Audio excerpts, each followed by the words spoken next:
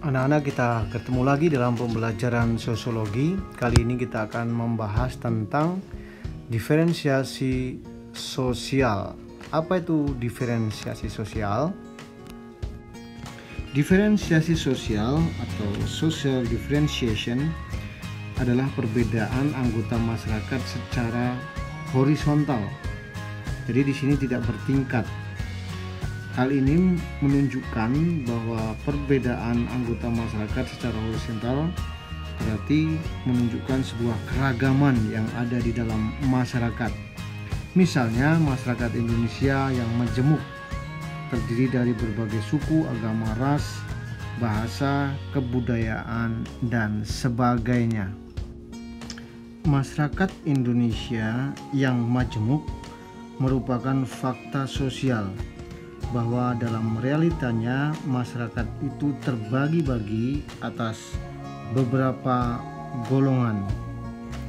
Bentuk diferensiasi sosial terbagi dua: diferensiasi biologis meliputi ras, umur, jenis kelamin, dan intelektual. Yang kedua, diferensiasi menurut kondisi sosiokultural meliputi suku bangsa, agama, klan, dan profesi. Nah, sekarang kita akan melihat cakupan diferensiasi sosial. Apa saja sih cakupannya? Diferensiasi sosial dapat dibedakan atas diferensiasi individu dan kelompok. Mari kita bahas mengenai diferensiasi individu. Diferensiasi sosial individu meliputi perbedaan berikut. Yang pertama, keahlian atau profesi individu berbeda-beda. Yang kedua, peran dan status juga berbeda-beda antara individu. Yang ketiga, latar belakang budaya dan pengalaman hidup juga berbeda-beda. Dan keempat, termasuk kepribadian juga berbeda-beda dalam setiap individu. Selanjutnya kita bahas diferensiasi kelompok. Secara kelompok, diferensiasi sosial menyangkut aspek usia, jenis kelamin, ras, pertalian darah, dan kebudayaan. Untuk aspek usia, maksudnya adalah bahwa usia tua, muda, dan anak-anak termasuk unsur pembeda dalam kelompok. Artinya, usia bukan penentu tinggi rendahnya status sosial seseorang. Sedangkan terkait dengan jenis kelamin, yaitu bahwa jenis kelamin laki-laki dan perempuan hanyalah suatu perbedaan horizontal. Kaum laki-laki tidak lebih tinggi dari perempuan atau sebaliknya. Sedangkan terkait ras, yaitu ras atau warna kulit juga merupakan perbedaan horizontal. Kulit hitam tidaklah lebih rendah dari kulit putih atau sebaliknya. Sedangkan terkait dengan pertalian darah, yaitu bahwa pertalian darah atau keturunan, baik itu misalnya keturunan pengusaha, keturunan kiai, keturunan bangsawan, dan sebagainya, atau faktor biologis lainnya seperti kemiripan wajah Indo, Asia, Eropa, atau Afrika misalnya, termasuk pembeda berdimensi kelompok. Sedangkan yang terakhir tentang kebudayaan merupakan perbedaan horizontal. Kebudayaan suatu masyarakat tidak lebih tinggi dari kebudayaan lainnya atau sebaliknya. Dari contoh-contoh tadi bahwa perbedaan secara horizontal ini di mata hukum mereka memiliki sebuah kesetaraan. Tidak ada yang lebih tinggi di antara satu dengan yang lainnya. Itulah yang dimaksud dengan diferensiasi dalam kelompok. baik itu usia, jenis kelamin, ras, pertalian darah, atau kebudayaan. Jadi di mata hukum mereka memiliki hak yang sama. Pada bagian yang pertama kita sudah berbicara tentang cakupan diferensiasi sosial. Sedangkan yang kedua kita akan membahas tentang kriteria dan bentuk diferensiasi sosial. Bentuk-bentuk diferensiasi sosial dapat digolongkan ke dalam dua bagian, yaitu diferensiasi secara biologis dan diferensiasi sosiokultural.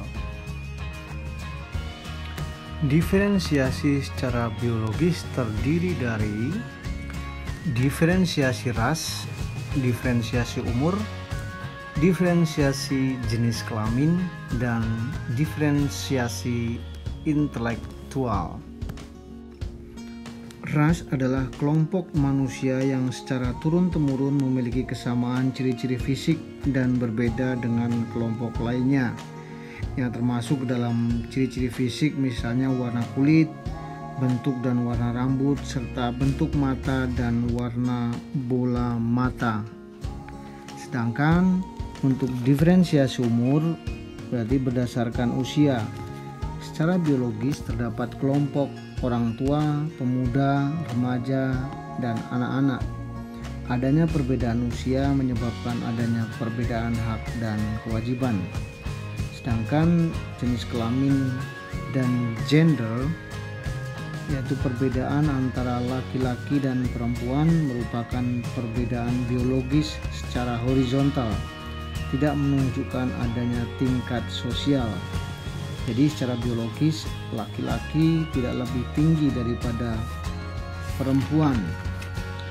Dan selanjutnya untuk diferensiasi intelektual, berarti di sini perbedaan secara intelektual merupakan ciri biologis. Hal ini bisa dirunut pada besar kecilnya otak yang dimiliki manusia serta pengaruh unsur genetis. Pendidikan formal yang diperoleh di sekolah misalnya sarana untuk mengasah intelijensi. Itulah sebabnya orang yang memiliki IQ yang sama dapat memperoleh nilai yang berbeda. Terkait diferensiasi kondisi sosiokultural terdiri dari diferensiasi suku bangsa atau etnik, diferensiasi agama, diferensiasi klan atau marga, dan diferensiasi profesi atau mata pencaharian. Diferensiasi etnik atau suku bangsa adalah segolongan manusia yang terikat oleh kesamaan identitas, asal-usul, dan kebudayaan. Sedangkan diferensiasi agama, adanya perbedaan agama yang dianut warga masyarakat menyebabkan munculnya penggolongan sosial berdasarkan agama yang dianut. Selanjutnya, diferensiasi klan atau marga. Klan adalah kelompok kekerabatan yang berdasarkan atas keturunan unilineal atau satu garis kerabat. Kekerabatan unilineal dapat mengikuti garis ayah atau patrilineal atau mengikuti garis ibu yang disebut matrilineal.